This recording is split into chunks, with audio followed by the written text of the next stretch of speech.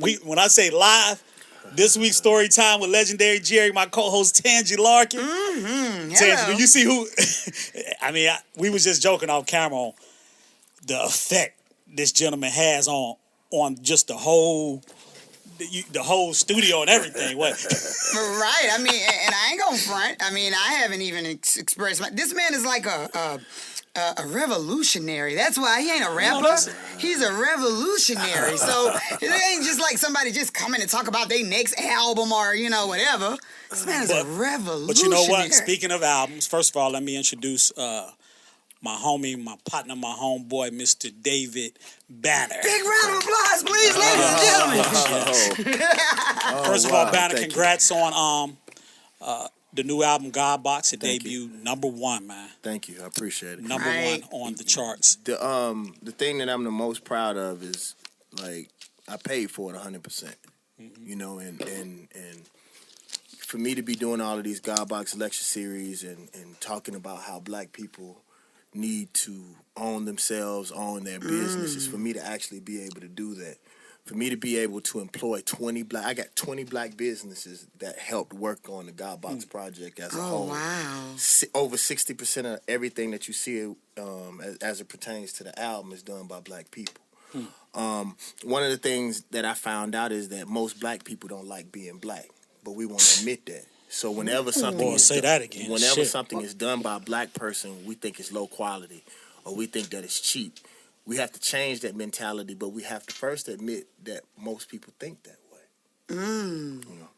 So you, as a businessman, you're not a do as I say, not as I do person. Because a lot of people, they'll talk that and preach that, but you were actually doing it. Because I came down to your office and I saw an office. It took me back. You got an office full of boxes. You like, hey, Big Jerry. We got the kids in there working and everything, bro. Hey, Ted, he got the kids in there. They packing boxes. He like, Jerry. Hey, he like, Big Jerry. I gotta head to UPS. I gotta head to the post office because we gotta ship these boxes. So he taking it back to a whole independent mindset. We talked about that before with different guests, but Banner is doing it though. That's so good because. Go ahead. I'm sorry. No, I'm just saying that's so good because I think nowadays. Awesome teeth. Oh, thank you. Get a little closer. They pearly whites. They nice. And I worked hard for those too. Thank you. Well, hold on. You work. Don't do that. Okay, I'm sorry. Just like Banner, I worked hard on my own Banner. You know what I'm saying? Regardless of how much you had to pay for it, it don't matter how.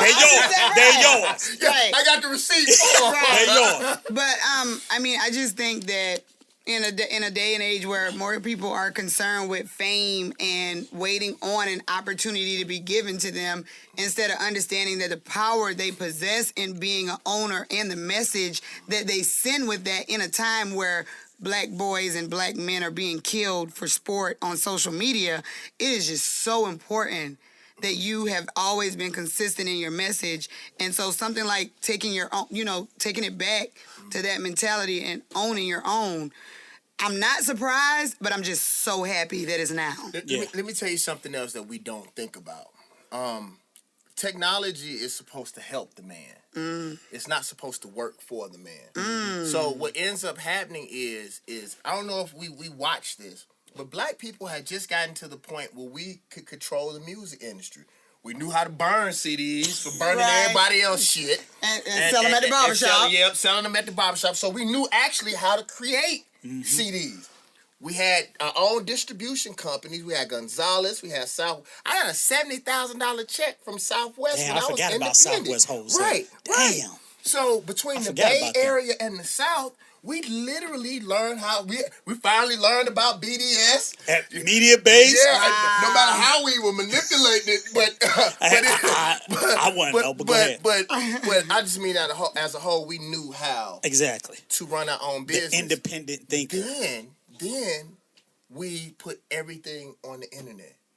When you can't, there's nothing that you can do on the internet where you can alleviate a white person. Whether it's buying your site, whether it's running your site, only 2%, less than 2% of Silicon Valley is fucking black folks. Yep. Wow. Even think about your cars now. We used to could go to the Shade Tree mechanic and get our fucking car fixed. Unless you a motherfucking engineer, you can't even change the fucking oil nowadays. Wow. So what I've learned is a boxer in New York told me something. When you allow somebody to feed you, you also supply them with the mechanism to starve you. We don't know how to control anything that has to do with the internet besides fucking Twitter and fucking Facebook for the most part. And everything else we have to look to somebody else to do. And think about one last thing. When an artist gets a buzz, what does a buzz translate into? For time's sake, let me just say it. Right. Okay. Power. Power. When you got a buzz, you got power. And they automatically give it away for a deal instead of maximizing. You have to find a fucking white man to to wield their power. Girl, go ahead. Talk to these motherfuckers. All right now. All right. But you know what? You're right, because, and it's funny, but you know what, Banner? I think that you say a lot of stuff that no one takes the time to think about. So even me, right? And we're all guilty in our own way, probably. Like, so yeah, I built my own website. I own my own website. I sell through my own website. But you're right. I am paying GoDaddy. I did, right? And they make it whereas you should be able to go There's no straight. black hosting company? Right. Listen, you should be able to go straight. This is what you should be able to do. You should be able to go straight from their credit cards to your bank. That's what you really should be able to do. But they put as many buffers between your money and your customers as they possibly can, so that they can never be out of the equation. Now, with this mindset you have now, I've been knowing you for a long, long time, and you have always been ahead of your time as far as your thought process and the way, especially from a business standpoint and all that. But like you just mentioned Southwest Wholesale when you were independent. Right. But I remember having a conversation with you when you left the independent and went and signed a major deal. And I remember you did an interview in the Source magazine. It had to be early 2000, 2002, 2003.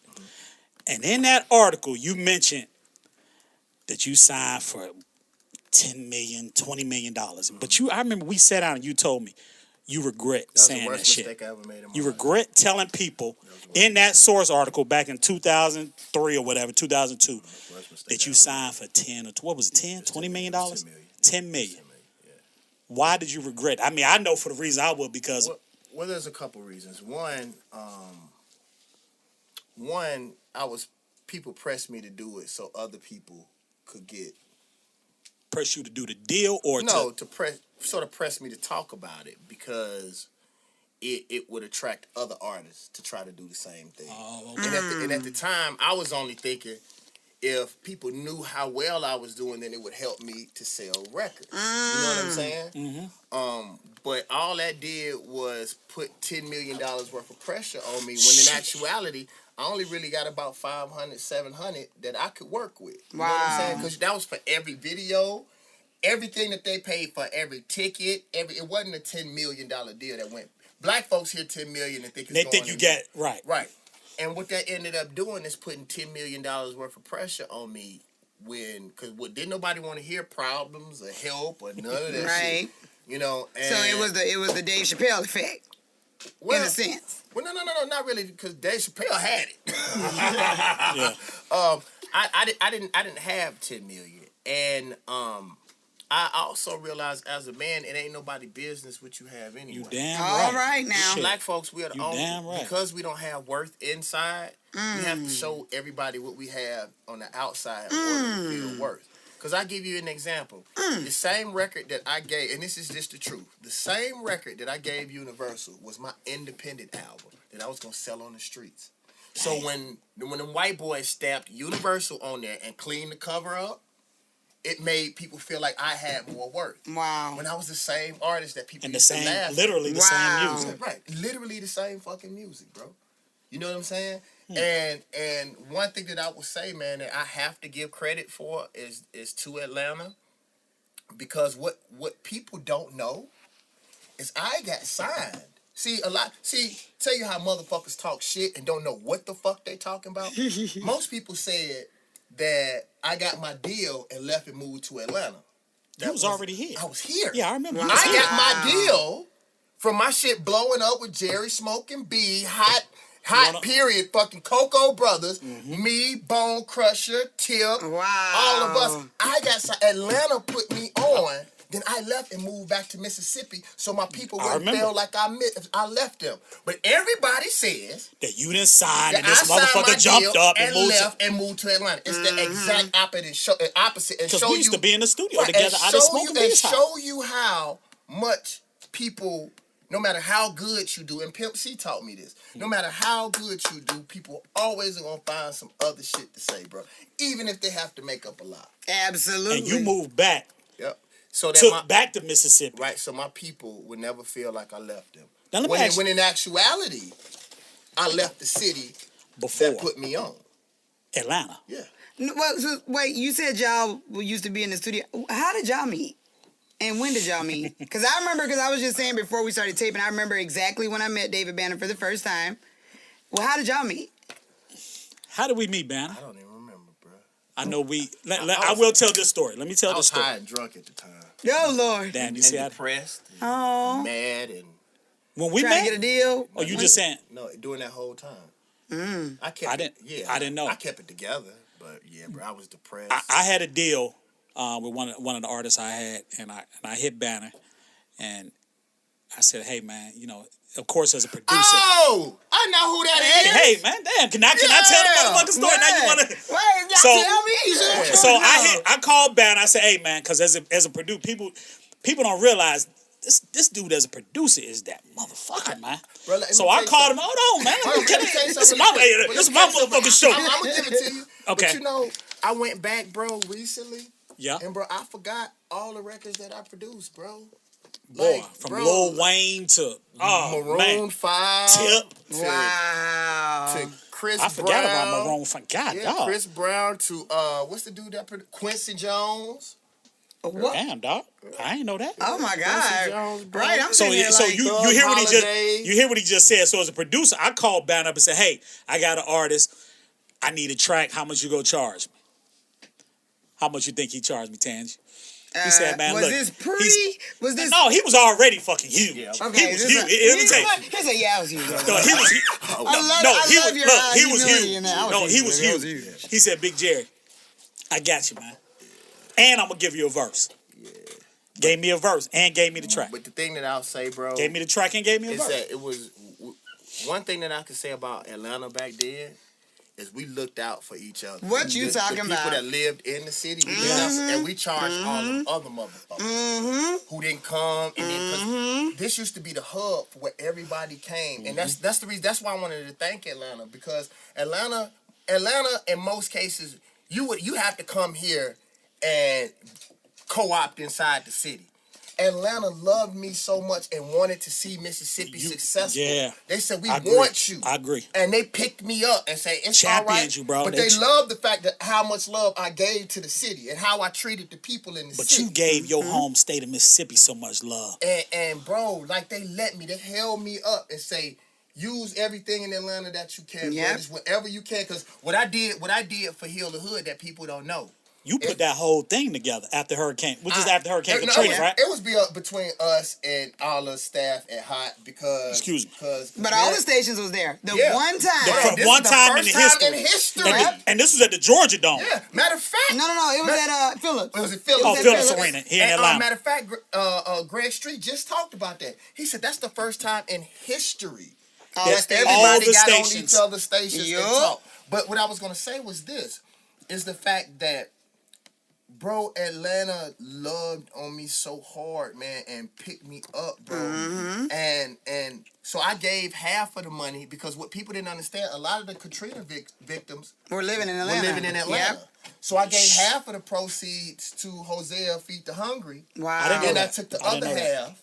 Because the thing was, if you think about it, I couldn't throw the concert in Mississippi because we were hurting. Because they were affected, yeah. Right. And then I did it in Atlanta, but to take all the money back would be messed up on my part. So I left half of the money here for the victims in Katrina here. And then went back to the crib. Wow. And you know what? I don't even think we thought about that. Because I'm going to tell you something. I had just gotten my first paying job in radio. I had finished my internship and finished college at V103 and got my first job at 97.1 Jams, the best of the 80s, 90s, and now, which was owned by Cox. And at that time, I remember the meeting we had. Can you do me a favor? Can you give me like one of the things, like one of the liners or something that you would do for them? From Hill to Hood. Yeah. No, just for radio. It was live from Hill to Hood. It was like 97.1 Jams, Atlanta's best of the 80s, 90s, and now. You so stupid. Did you see all the radio people? They have to go into this little trance like that. You know what I'm saying? You know what I'm saying? That was dope. But it was my first time because we didn't So have I know you was tripping at all the stations, no matter who they owned. I had David no matter who they Banner owned to the by, left of me. was there. I had T.I. to the right of me, okay? I had Greg Street. Remember, I just finished my internship at V103, and V103 tried to lowball me at the time, hey Reggie, and offered me $7 an hour to be part-time as a promotions. And Cox came and said, no, we got a full-time salary position for you. Come be on this new station, 97.1 Jams, right here in Atlanta. And I went across the street. And so you had Jerry Smokey B. You had all these people. I had all these people around me, and nobody... we put all of our egos to the side, and it wasn't about nobody except helping the people. And honestly, even if you did, because I never knew about you giving any of the money to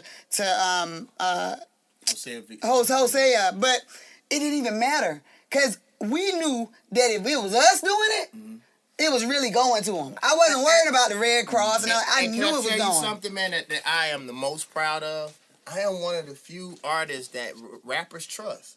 50 Cent gave me all the clothes. This was funny that people don't know about. All the clothes that he was giving to Control, he gave them all to me. Wow. Yep. That says a lot about your character. Tip raised $80,000. Call up all the heads of all these black companies and say, y'all, you got all these black artists. What you gonna donate? Right. He had them on radio. He fronted all of them. And this is a story that Jeezy told me not to tell, but I think he needs credit for it.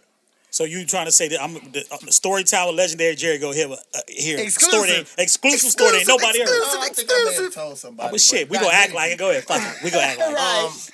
Jeezy cut a $20,000 check. Wow. And said, Dave Banner, I don't want nobody to know I'm not doing this for hype. I'm doing this because this is the right thing to do. Right. That's real shit. He said, I don't want nobody to know. Don't tell nobody. Don't put my name.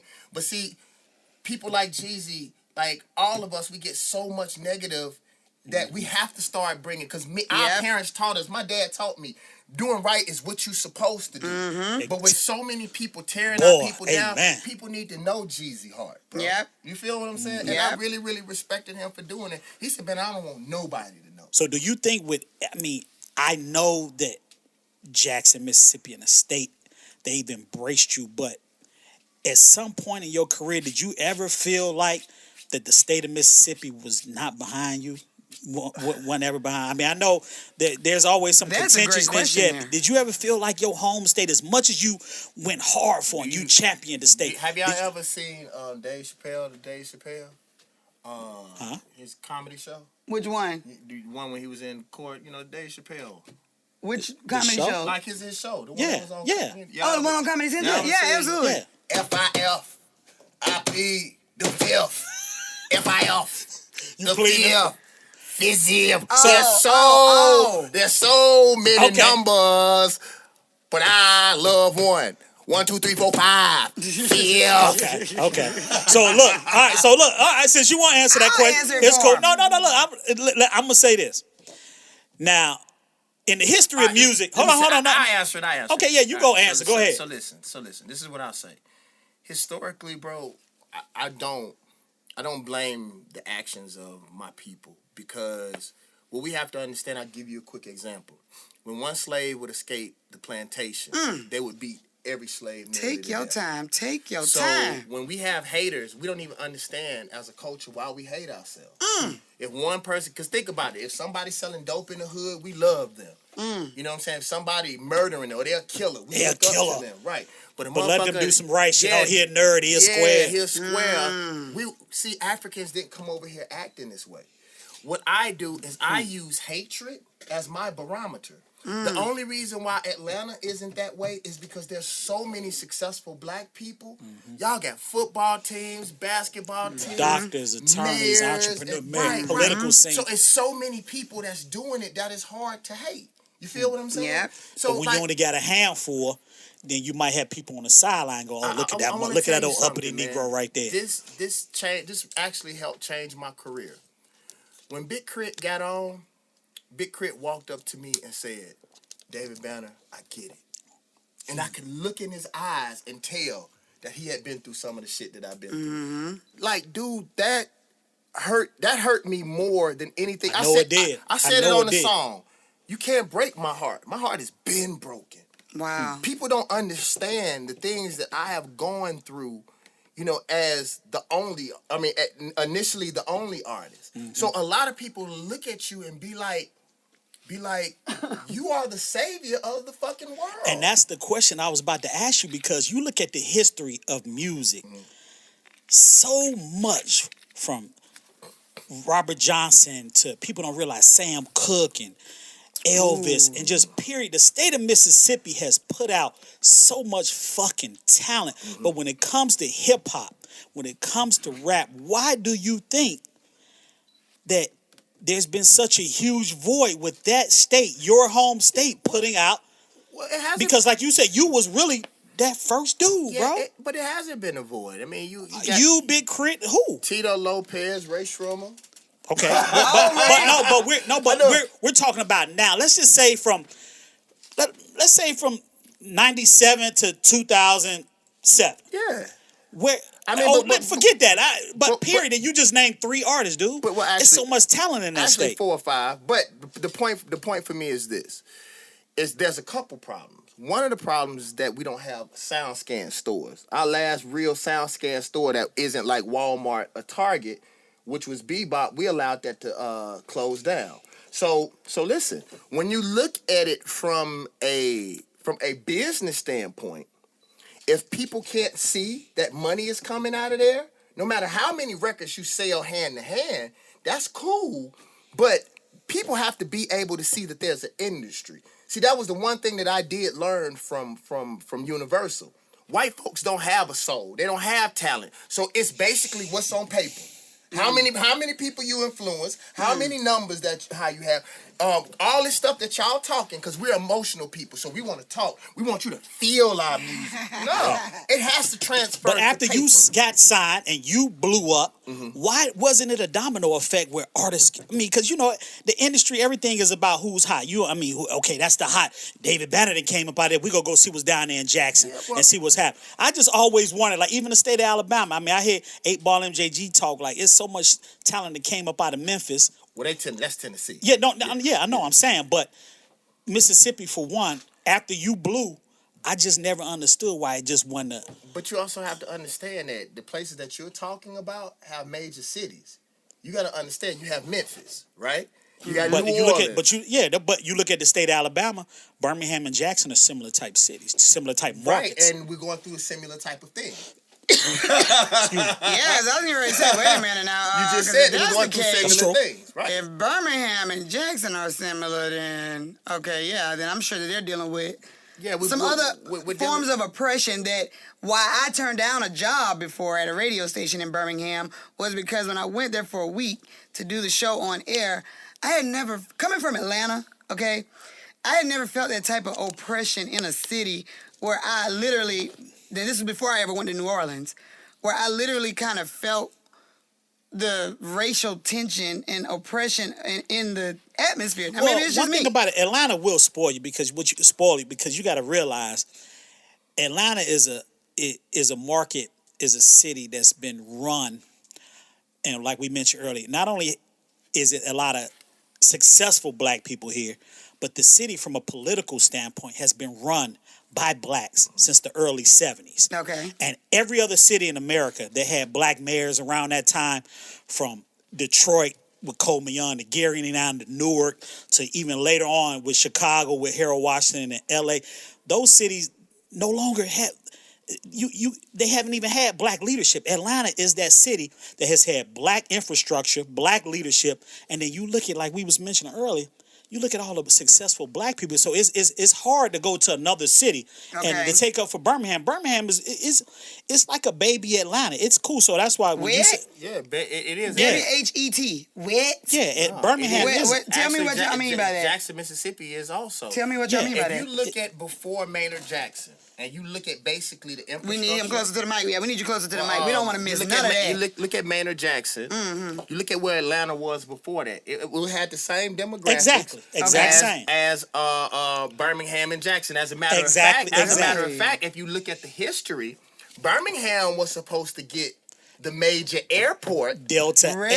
Right. Delta. And the mayor Eastern was tripping. Airlines and Delta Airlines. And Maynard Jackson said, bring that bitch here. Come on. And after that, Maynard Jackson talked to L.A. Reid and Babyface and helped them come here, which started the whole Atlanta movement. So it wasn't by mistake. Okay. So the thing Teach me then, boo. Teach me. So the thing is, I tell people that all the time when they look at these eclectic artists that come out, they always have to have a button pusher. You look at Kanye. You had to have Jay. Mm-hmm. You look at Outkast. You had to have L.A. Reid. You look at M. You had to have Dre. It's like you have to have these people who are in the position to really push buttons, and that's what people didn't understand about me. Shit, this is a secret that most people don't know. Most of the Mid-South artists that were signed during the time I was signed, those big record labels signed us to move us out of the way of their major artists. Because collectively, we were killing them bitches. Wow. You know what I'm saying? Flip was selling 120, 180. And Sony Columbia came and got him. South Park Mexicans was selling 200. I was selling 30 to 70,000. Like all of us together. That's a lot of units in the penalty tank. So, and then you got to think about Slim Thug. Slim Thug was making, Slim Thug been rich. Do not get it fucked up. Because let me tell you something. Lil Flip and them, they was moving. They was moving so many units before they signed their deal with Sony. So what happened? Out the trunk. So what happened with me was when they signed me, they were literally hoping that all of us were one-hit wonders. They wasn't expecting me to be my own producer. How could they? I was getting ready to say, how could they expect that with you when you are a super talented producer? I'm gonna tell you something about Northerners. They don't give a fuck about our music. They didn't even like it at the time. Yeah. The only reason why they started selling our money because they saw the industry switching. Yeah. So, and think about it. I really want everybody in this room to think about this and everybody that's listening. Everybody talking this shit about the South is running something. The South ain't running shit. If we not signing no checks down here, every one of these labels who everybody who get LA, money, New York, they and either Nashville. gotta go LA, New York, or Nashville. Right. And how Tip is very close to it, but we still don't have our Ice Cube. We still don't have our Queen Latifah. We still don't have those types of people who can bring industry here yet by themselves. We don't have that one person. Tip is right there at the edge. I say maybe a year or two, Tip will be that person. But we still don't have that Dr. Dre yet. Lil Jon should have been there, bro. But we in the South, bro, we don't. It's no reason why I should go 2 fucking weeks and not hear no Outkast at all. Not hear no Lil Jon at all. You can hear it on my station. You know what I'm saying? I just had to throw that in there. But what I'm saying is, for the most part, because of our history and our history being beat out of us, we don't build industry. We so quick on everything. For people listening to, they hear you talk, they might think this is new. But I've been knowing you for a while. You have always been, like I mentioned when we first came on, ahead of the curve and ahead of with your thought process. And I think back, and I know, and you can correct me if I'm wrong, you won't be doing no more like a Pimp or Cadillac 22s type records. I listened to the God Box. I've listened to it 1,000 times. You remember when I tell you? Let me tell you something. That's the new album, the God Box. Let me tell you. I feel like I'm behind it. Let me tell you something. Do you remember what I texted you when I got a copy of the God Box? What did I say? It was dope. The album is phenomenal. It's incredible from an artistic standpoint, from a message standpoint. But when people hear this new album, the God Box, and they go back and hear, listen to Like a Pimp. 22. What was there anything that particularly happened in your life between Like a Pimp and the God Box to make you? I mean, because the album is so deep, Well, brother. first of It's all- deep on a whole different fucking level. Well, first of all, the God Box is one of the best hip hop albums ever. All right, I now. agree. No, I agree with You that. better say I that. agree with that. But the thing that I'm so surprised about is, as much as black people talk, I don't think we really listen to anything but what white folks give us. Because I give you an example. With Cadillac on 22s, that was a gospel Cadillac. song. Y'all Are remember you you told me that? serious? Yeah. God, I know that we pimp. God, Yep. I know that we wrong. God, I Yep. know I should talk about more in all of my Cadillacs on songs. I know these 22s. kids are listening. I know I'm here for a mission, but it's so hard to get them when 22-inch rims are glistening. Cadillacs on 22s, I ain't never did nothing but stay true. Pimp my voice and mac these beats and pray to the Lord for these Mississippi streets. Hey. People don't listen. Wow. And what happened was And that was a gospel I record. had prayed to God that if I didn't have to sell drugs and that I didn't have to go to nobody to put my record out, that I would praise his name when I got on. And with no dope money behind me. Now, I did a lot of beats. That's all right, baby. That's all right, Production. baby. I don't know. That's all right, Even baby. though it was Banner. blood at the bottom of the bag, That wasn't your business. I don't know. That That ain't had none of nothing to do. your I don't know what business. happened with You that. got that That brown ain't none paper of your bag in the business. bathroom That in the ain't studio, none of huh? your The brown paper bag. Hey, but hey, man. But what I tell you is this, though, bro. I prayed and I was able to make it with just hard work and hustling and doing the things that I was supposed to do. I'm gonna tell y'all something that radio stations used to do, and people don't know this. I'm listening. My show was so epic back then that, let's say, like, if Ja Rule wouldn't show up at like a radio show, they would have me to go on before Ja Rule because they know once I did Might Get You, everybody would start fighting. Boy. And Might then Get You was then they would end the show, and then they wouldn't have to say that, like, They Ja wouldn't have to Rule say didn't show up. that, so whoever wouldn't show up. Wow. Because Mike Get You is going to, let me tell you something. Might get your jaw broke. Might get your wig split. It was gonna be might a fight. Get your car shot up. Might Yeah. get your dough kicked. Yeah, Might I will get your say that. kidnapped. Damn. Might get your neck snapped. Might get your feelings. Damn, you got me. I'm ready to fight somebody here, man. Look at shit. We from the end. So let me ask you something. Your relationship, I know you mentioned, you're independent, of course, but you signed, when we Thank talked you. about that $10 million, you signed to With your sweat on it. SRC Universal. Steve Rifkin. What's your relationship like with Steve Rifkin What's funny right was now? Steve Rifkin thought I hated him. Well, he thinks I hated him. I don't have no problem with that dude. I told him, like, I like Steve. I think made he's a this very good song. dude. I said, if Steve Rifkin stiff a nigga, then I'm back to the Yeah, block. I remember that. Yeah. What's wrong with that? If Steve Rifkin stiff a nigga, then I'm back on the block. Oh, he thought that you was mad at him He because thought of that? I dissed him. Bless So pick his up the heart. phone and call him. He should have picked up the phone and called me. See, there you go. That's the. I didn't That's have just a- the I man. didn't- I That's didn't just say the nothing. man in y'all. So right what you're now. saying- No. Yeah. I didn't find out that he was upset until later. You know, I he remember- ain't no rapper. I That's all remember- that is. He Yeah, ain't no- Because So, when he he don't hired me to come understand over as lyrics. vice president, I was, I had a good relationship with Steve. Me and you were homeboys, so it was awkward for me. Right. So let me tell you something about Steve. When I worked for the Let me tell you label. something about Steve. I told Steve that if you think about it, Steve Rifkin was the only dude that signed groups that nobody else would have signed. Yep. He signed Wu-Tang. like 15 dudes, hood dudes. Mobb Deep, Big Pun. Big Pun. 3-6 Steve Rifkin was Mafia. 3-6. You feel what I'm yup. saying? He's on 36. David Banner, the crazy David- motherfucker from Mississippi. Steve Rifkin jumped out there and always signed artists that these That other folks no one, that wouldn't want to everybody fuck else with. was And he scared took the of. chance on him. Right. With Wu-Tang, he jumped out and the rest is history. I really Right. don't think I could have gone anywhere else and have gone as far as I did. So like I didn't have no problem with Steve. And Steve did something that nobody knows about. Now I don't think I've ever said this on anywhere else. Uh-oh, exclusive All right, alert. so I went to Steve, and Universal owed me some money, a lot of money, and sure. I found out that they owed me, and even the president told me, Dave Banner, because like me and Chameleonaire, we was about. I'm talking about that paper, like realizing not just making a whole lot of money, but accounting for our money. So I went to Steve and I was like, yo, bro, oh, damn, I look good. You do. I was just about to say that. I just want to interrupt and carry on. I'm sorry. I'm sorry, I said it for you. Yeah, That it's was- okay. that was some Get out my humble head shit. then. Damn. So I hope you don't see what else I'm thinking. Go ahead now. Oh, Steve shit. Rifkin You see said. that? So, Steve Rifkin Wu-Tang. said. Steve But Rifkin I'm did. not I mean. surprised, though. That's what she's supposed to do. But what I was saying Yeah, was, go ahead, to man. me. what Go I was ahead. saying was a God. But what I was saying God, was, you right. All right. You right. Listen. Now that was pimping. That was That wow. was pimping. No, I was All right, joking. then. But let me tell you. Seriously though, I went to Steve and I said, listen, Steve, I can't be you signed to you. I said, Ooh, meaning that is deep. that I want to be Steve. I want to be on the level of a Steve Rifkin. Yeah. And I can't be on the level of a Steve Rifkin. And he if let I'm you out your signed deal? to a Steve. Let me finish. okay. So I said, I know y'all owe me some money. Like, I'm not tripping. You keep your money. And it was a lot of money. It was a lot. I said, I just need you to let me go. And My God. Steve looked me in my eye and said, Banner, are you sure this is what you want to do? I said, yes. He released me that day.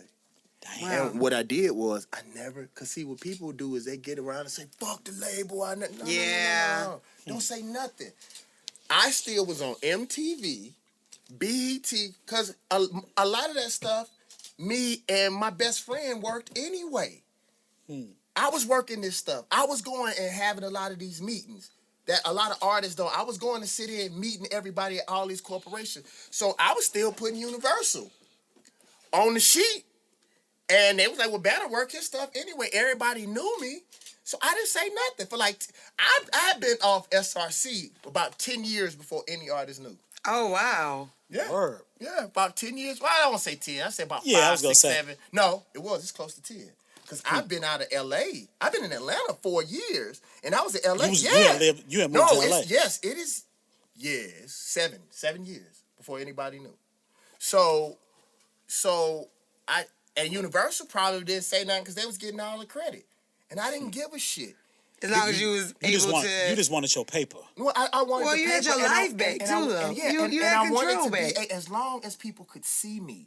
Because I could stick my chest out and say I'm independent and then not be on TV. You damn right. As long as I was able Damn to right. get what I needed to get. And then up until recently, black people think that independent means low quality. We just, because Right. of Chance and people like that. Right. These young cats out here.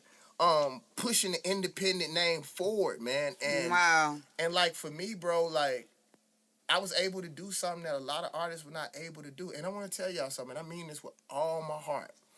I'd rather be $100,000 man than $1 billion boy. Shit. You need You gotta say that again. You need to quote that. Yeah, get close to the mic so I can make sure Jamal got Jamal, you got that? I want to make sure you get that because that is a quotable. $100,000 man Than $1 billion than boy. $1 billion boy.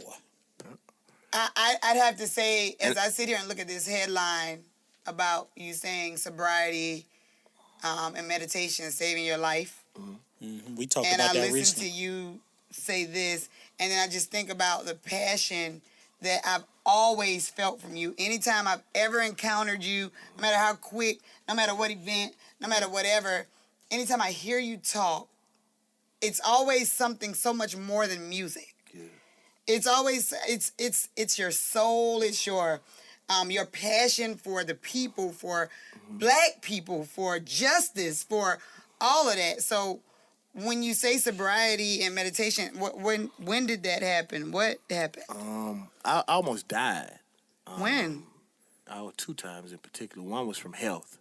The second time was just because I was losing my spirit.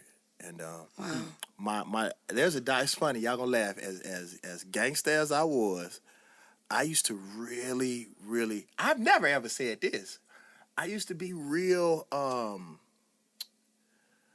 I would guess fluid conscious. Like I always think I had something. Like I would go to the What you doctor. mean? Like a Like you- hypochondriac. Wait a Yeah. minute. Fluid conscious Thinking is like that- you hit a chicken, you always think she gave you an STD, or something, like yeah. if your stomach hurt, you thinking It's it's a disease cancer. or something. I got a headache. It You're might like be a a tumor. hypochondriac. Well, not Yeah. really a hypochondriac because I was doing a lot back then. So it wasn't like I was making up shit.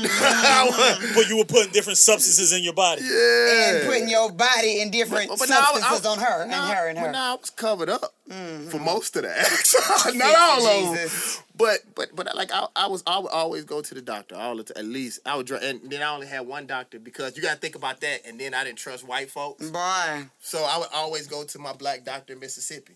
So like literally, I'd be flying back and forth. And you going be to like, I gotta Mississippi. fly back to You Mississippi to go to my bugged me doctor. out when we was talking recently. And you said, Jerry, man, we was just talking about our health and the age we are now, being in our 40s.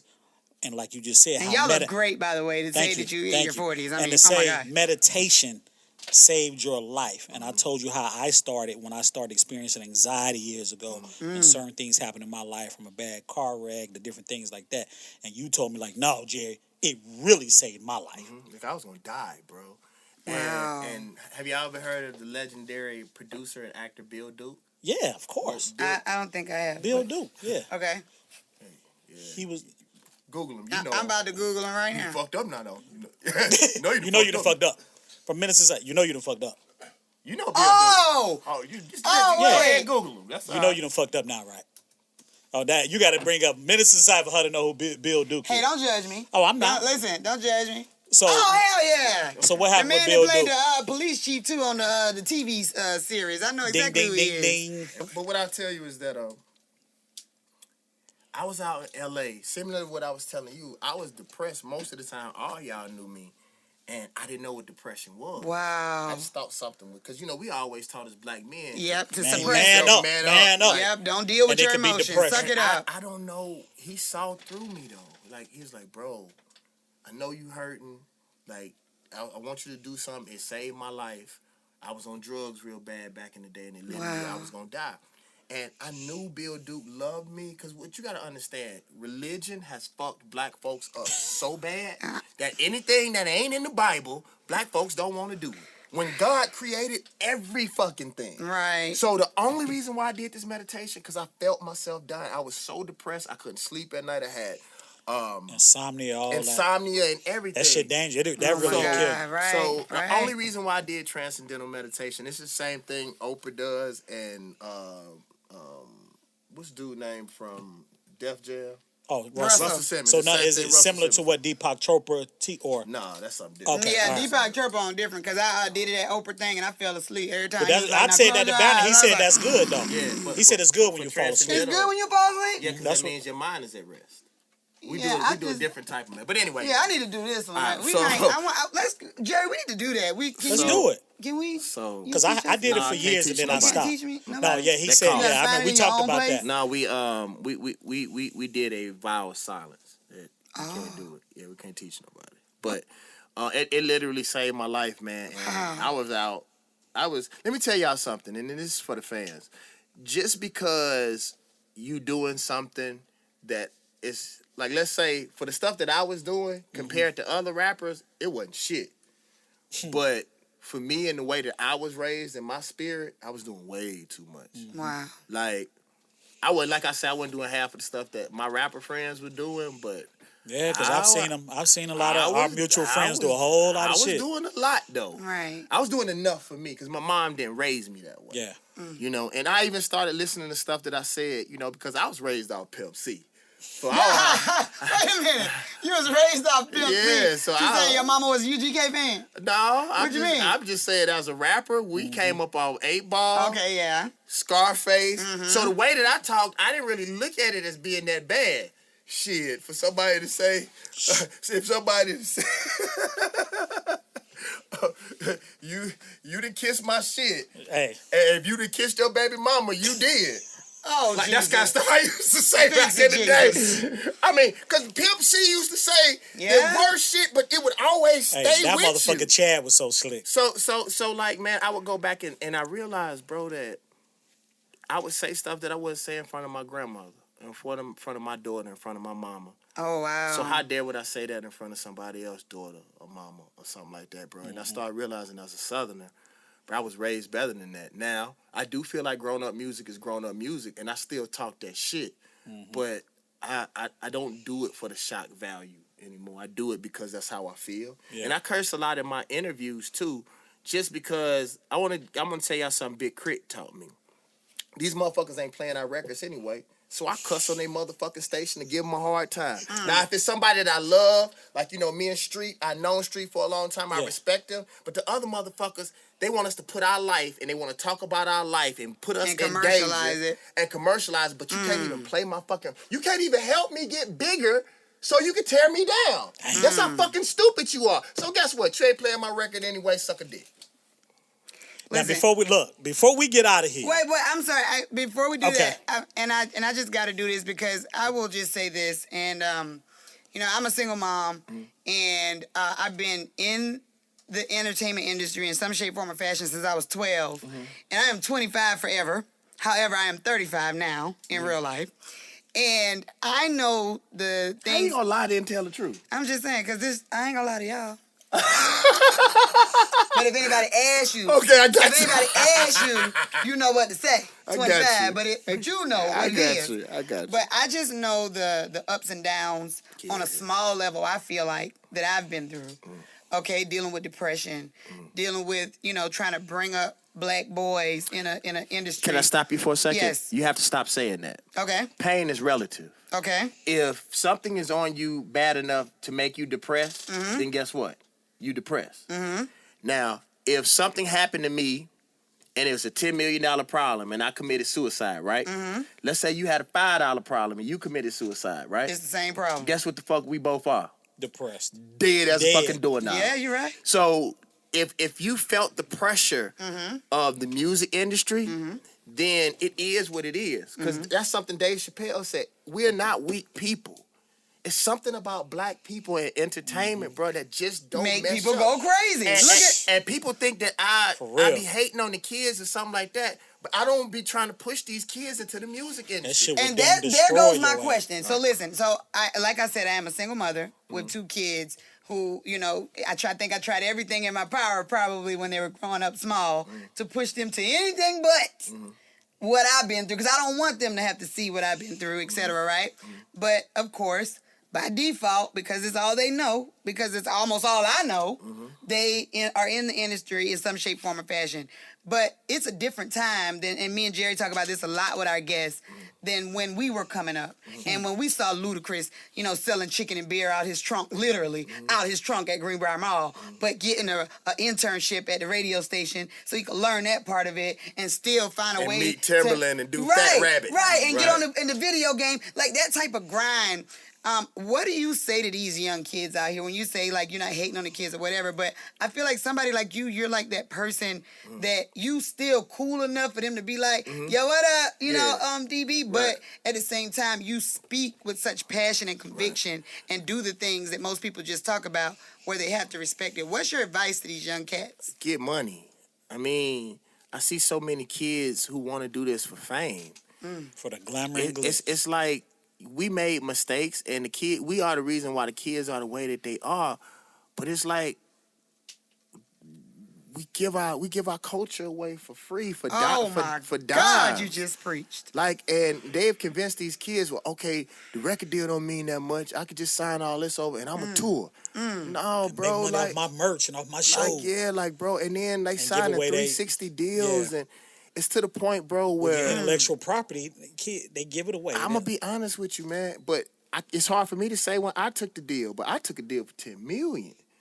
Like most of these kids, they don't need labels. Labels can't do nothing for them for the most part. Exactly. The way radio is now, if you hot in the city, they gonna play you. They ain't got no choice but to play you. And so it's to the point where these kids do all the work, bro. They do all the work, and then labels come and sign them for $80,000. Unless you are the exception, the total exception to the rule, we're getting paid fractions of pennies now. Yeah. And don't think radio hasn't been affected in ways too. But it's a good thing because you know why? It is, and I swear to God, and I can't even go on record and say what I want to say right now for my protection. But the meeting that I just came out of today, which had me late, was another reason that I know that we have to step up and have the confidence to be owners. Because until you tell people to kiss your ass, right? I'll do this shit with or without you and still have the same type of success because of the new structure with social media and business being viral. I don't need you to do radio. I don't need you to make money in radio. I can still do everything I fucking want to do, and I don't need you. We had the number one record. We had the number one record on iTunes in the country with no radio. Actually in the world. Wow. Oh, I think iTunes international. Yeah, I thought it was. It may have been broken up, but let's just say. Regardless, number one is number one. It was number one with no radio single at all. Wow. See. But this is what I tell people. This is the reason why I still want radio. I just did a very big meeting with one of the top Fortune 500 companies. In the world. I flew out to LA and And they were surprised that I wanted to do business with them. And guess what I told them, white folks? You have the eyes of my children. Ooh. So I am willing to do this deal. I don't want your money. But if kids, because see, when kids see revolution, they usually see broke motherfuckers. You feel me? In the hood, at the corner. But kids want success as they should. I said on A Mine, the reason why kids don't want to be kings is because they see kings constantly getting killed. A Mine's one of the new singles on Godbox. So, Trinidad James. and go buy the Godbox. Yeah, please. Right Please, now. Please go get it. You can buy it online right now. Man, But it's what I'm incredible. saying is this, love. What I'm saying is this. Is I told them it's because I want the ears of our children. The reason why I still want radio is not necessarily for the same reason everybody else does, but I know our kids are still influenced, especially kids in southern towns. Other places, because everybody, see, we think because we're in college and because we're entertainers and we're in the industry, that everybody has a fucking smartphone. That is not fucking true. That is not true. That's why I went back to selling CDs, bro. Like, because people in the towns where we from, they still listening to fucking CDs, whether we want to admit it or not. Exactly. And some people still are listening to the radio stations. Yeah. So, and I work in radio, so I'm not saying that to down radio, but I'm just saying this is the oh best. no, I am saying it. I'm happy that it's being broken up. Well, and that's me Right. too. Me, I'm happy that it's being broken 15 years in radio, okay? I am so happy that it's being broken up, and it's people. And I'm saying that to say thank you. Yeah. Because it's people like you that are taking that confidence you see. See, everybody has to awaken in their own time. I agree. But the thing that you've been talking about since I sat down is about how black people have to get confidence in themselves. A lot of us, we weren't taught that. My dad did the best he could. However, he didn't know how to he never was an owner. He didn't know how to teach me. Listen, you get to a point, you learn what you can from them people, but when you get to the point where you're giving them more than they're giving you, and you still got to wait for them to pay you every 2 weeks and decide how much they're going to give you and tax it and take this out of it and do that, when you're the one bringing the value to the table, then you need to own your own shit. You need to buy your name, buy your website, do it. He couldn't teach me that because he never knew that. But now that it exists, and I know that we have got, you're right, we do have to have more confidence in what we offer. And it was this Tupac movie, this whole situation. Yeah, I don't like the way the movie was, and I feel like it was too commercialized, but I love Tupac. And I understood, I get the same passion from you that I do every time I hear an old Tupac interview. I get the same kind of passion from you when you talk. And I'm happy for black men like you to be in the forefront, you, Killer Mike, people like that, where our young boys, that's my son right there. That young man that walked in with me, that's my youngest son, 18 years old. He walked in here so suave and debonair too. But he Yeah, what's needs to happening? see. Yeah.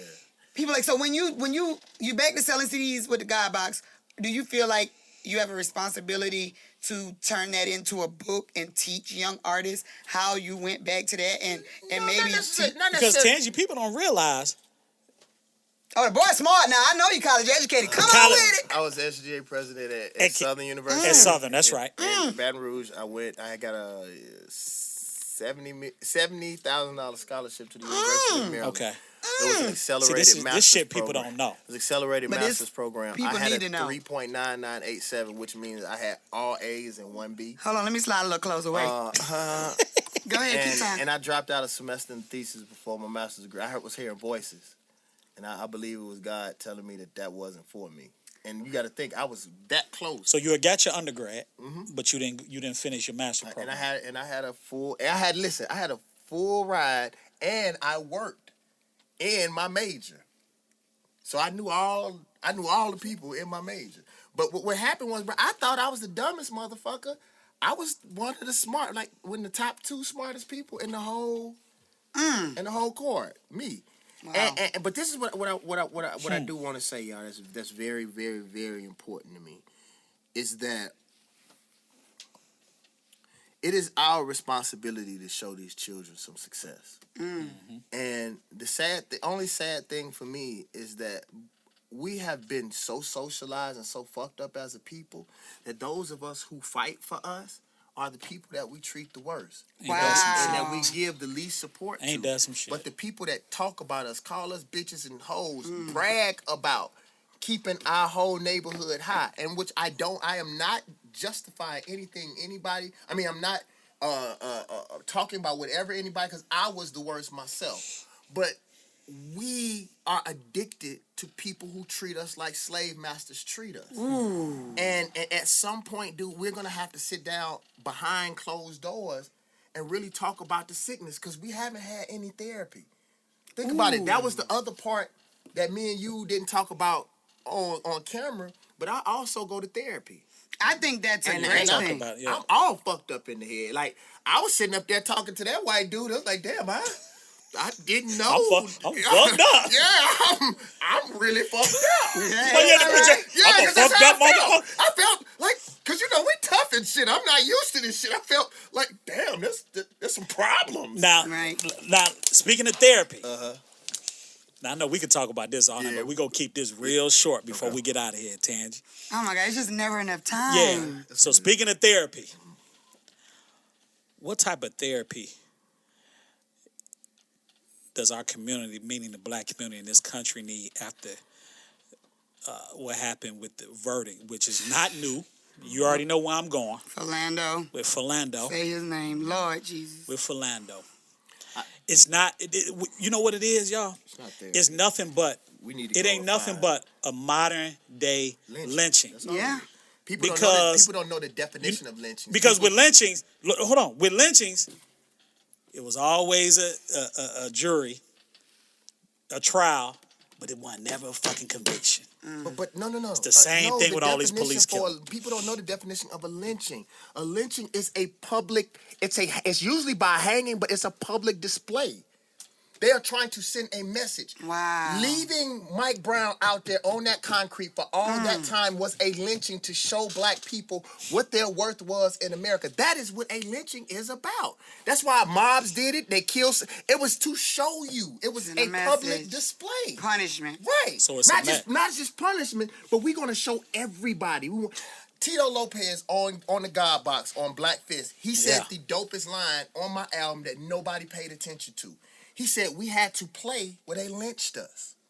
Think about it. White folks would come to our neighborhoods. And lynch they us. never did crazy shit in their neighborhoods. neighborhoods. Up in our trees. We had so they could see it. Uncle got killed right there, and I still got to play there. My mama got raped in the house that I'm from. We can't go no fucking where. That is what a lynching is. It's the mental fucking. Yeah, the black bodies. Yeah, that's bad. But it's the psychological ramification of seeing a dead body in front of your community. But this is what I tell y'all, and then I gotta go because I'm gonna get in trouble. No, oh my God, Too late. Listen to me. The only way it's gonna stop. What's that? Yeah, that's really the question I was asking. What's gonna white supremacy only respects one or two things. It's the loss of life, a loss of finance. If we don't affect their lives or their finances, is no praying, no marching, none of that shit really matters. Wow. Everybody wants leaders, but leaders have historically been saying the same thing over and over again. And until black people as a whole do something, and I'm not telling you to do this because everybody always try to say. People will try to twist it up. He said go out and kill white folk. That's not what he's saying. Is march to their house, it will be a different effect. March to their children's school, where their children go to. See, the reason why they continue to kill our children because there's no threat to theirs or to them. But think about this. In our hood, somebody kill you folks in the hood, you ain't calling the police, are you? Nope, you going to their house. But if you kill a Russian child, who coming to your neighborhood? The mob. The motherfucking Russians. And you kill an Asian, who coming to your hood? The Yakuza, motherfucking ninjas and shit. They coming to see about They coming to see you. Wow. But the thing is that black people won't admit most black folks scared of white folks. All these motherfuckers are victim that motherfuckers play gangster all day. You step on a motherfucker's shoe, they'll blow your fucking head off. If white folks do something, let's pray. Let's march. Let God handle it. God gave you the power to handle it. Jesus ain't coming back to help you. Obama don't give a shit. And your favorite rapper don't give a fuck. Well, hold on, but I gotta explain it because when I say Jesus, black folks get crazy. Especially in the South. Boy. The story of Jesus meant this to me. Is that you could be God on earth. Not to wait for a philosophical white man wwho wasn't white in the first fucking place to come back and save you. We've been praying for 500 motherfucking years and ain't nobody fucking answer your prayer. Either you praying to the wrong God or you're not praying right. So the thing is Jesus prayed Jesus went and got by himself. He fasted. Yep. And the thing that we don't do is we don't listen. Then he got the fuck up and went and did something.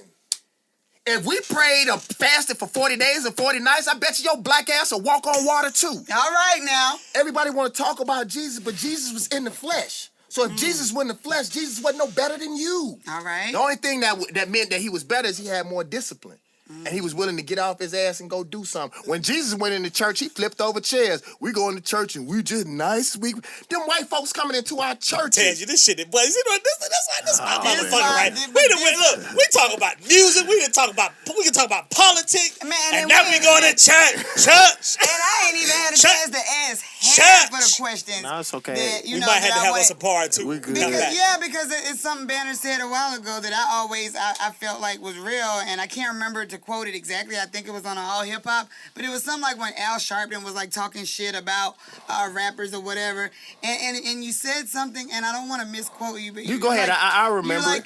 You're like, if that's how y'all feel, why would you say that to the media when none of y'all ain't sitting none of us down and talk to us? I got that from Snoop. You remember when everybody was stomping on Snoop CDs in front of the churches and stuff? Oh, wow. Snoop said, what if I'm a Crip from the hood that never had a father, never Nobody had anybody will to sit come down. to me? Nobody would talk to me. If you're my preacher, you're supposed to come to me. And I'm going to tell you this. Minister Farrakhan told me that. There was somebody in media that's one of the biggest media people in the fucking world. I believe, I ain't going to go say that, but I was going to go see him. And you know me, Jerry. I said that I am not going to be in conflict with black folks no more. But this one person, I had to go see Minister Farrakhan about. Because you was about to go see him. I wanted to go and see him. I think that he personally is the reason why black folks is in some of the positions that they in. I do. But that's neither here or there. The minister asked me one question I'll never forget. The minister said, have you ever talked to him personally? And then I thought about what you said. What if he just don't know no better? What if he never had anybody to come to him?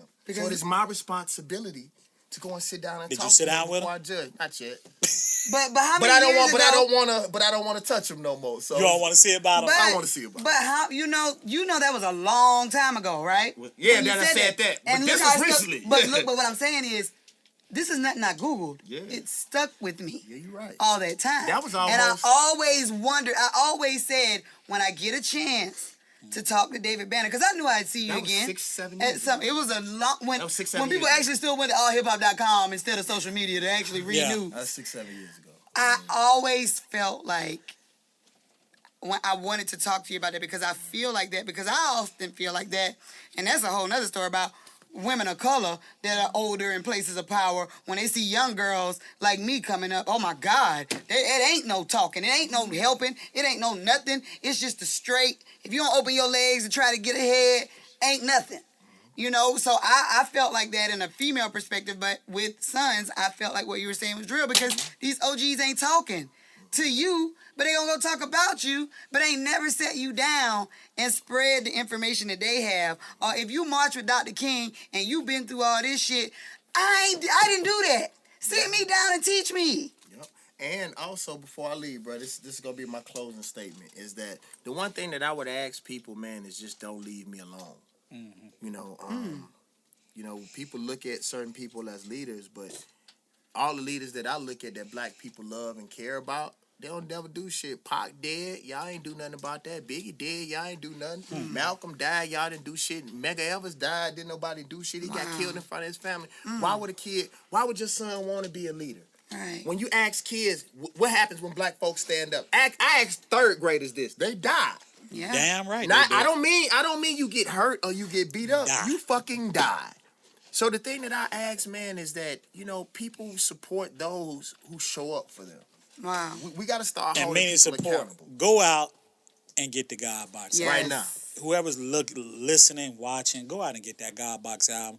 And I want the special what's your social edition media? version. What's I your want with social the- media I want the handles, one with the Banner, before we box. get out of here? My social media handles is David Banner. On Twitter, it's just David Banner. Instagram is David Banner Likes with an S, Pictures with an S. And on If you start typing in David Banner, all of them gonna pop up. Hold on, David Banner Likes Pictures. and then on Facebook is just /David Banner.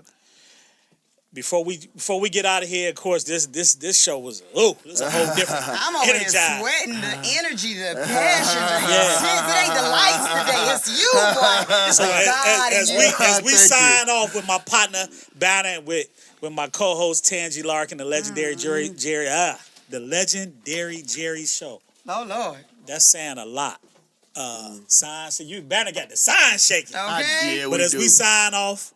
Of course, every show I dedicate to my now deceased father, Thomas Clark, and to my industry homeboy, Mr. Shakir Stewart. And also, this show we go dedicate to your father too. Yep, Zeno Crump, man. I was gonna ask you if we could do that, man. Yes. I just saw that tweet pop up, and I was about to say, is that real? Yeah, and so since we at it, man, Chris Lighty too, because I rapped about that. I don't know if you heard that on a BT cipher, and I asked people like, why nobody in hip hop is talking about what happened to Chris Lighty and Shakir. Because if you think about it, bro, you had two moguls to die from some very similar shit, and nobody ever questioned, even their friends didn't even question what's going on in hip-hop that would make uber successful black men want to go that route. You know what I'm saying? And that's what I'm saying. We act so fucking tough in our communities, but when people can't speak for themselves no more and they dead, it's up to us. And I said, and if you remember, listen, if you remember who won it on the God Box, I said, this is my second time asking what happened to Chris Lighty. And I ain't from New York. Wow. Like, I'm not from New York. But I can't understand, like, why his homeboys ain't asking that. Like, whether it's mental and we really need to talk about depression or something happened, whatever it is, the fact that Shakir... no dialogue like, right, why is there no dialogue in our community? But we talk about every fucking thing else. Right. And we'll get together to go to strip clubs, and go smoke weed. About who married, who divorced. But we won't talk about real fucking shit. Prince, I don't give a fuck. Prince and Michael Jackson gonna all of a sudden die when he get 52% of Sony. Come, get the fuck out of here. Right. Prince gonna die right after he renegotiates. You know what, man? See, that's what we gotta hit. See, we gonna go. The legendary Jerry Show signing off. We gotta hit Banner back for another episode. So, legendary Jerry Show, Tangi Larkin, David Banner. I'm Jerry Clark. We go. Thank you, man. Out. Thank you. Before we get killed in this motherfucker, let me stop Banner. Before we die.